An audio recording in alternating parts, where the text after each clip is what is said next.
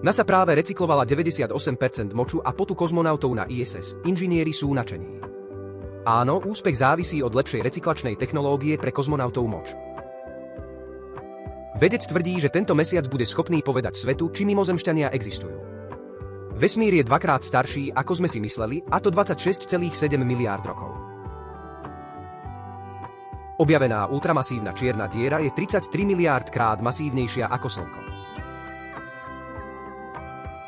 Bizarné video mimozemšťana jazdiaceho newyorským metrom necháva ľudí zmetených. Toto teraz už virálne video sa prvýkrát objavilo na Twitteri a ľudia teraz tvrdia, že je súčasťou partizánskej marketingovej kampane pre sci-fi film.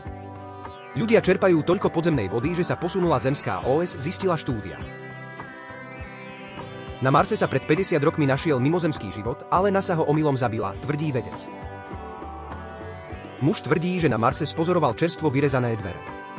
Výskumník ponúka rady, ako mať homosexuálny sex vo vesmíre a je to ako z iného sveta. Páry rovnakého pohlavia majú väčšiu pravdepodobnosť, že budú mať rovnaké ťažiská, hovorí doktor Alex Leyendecker. Pozostatky dinosaurov sa pravdepodobne nájdu na mesiaci, tvrdia vedci. Zvieratá, ktoré obývali našu planétu, pravdepodobne cestovali do vesmíru na troskách spôsobených asteroidom, ktorý ich vyhubil a mohli sa dostať aj na Mars. CIA simulovala únosy UFO v Latinskej Amerike ako pokusy psychologickej vojny, doktor Jacques Vallée.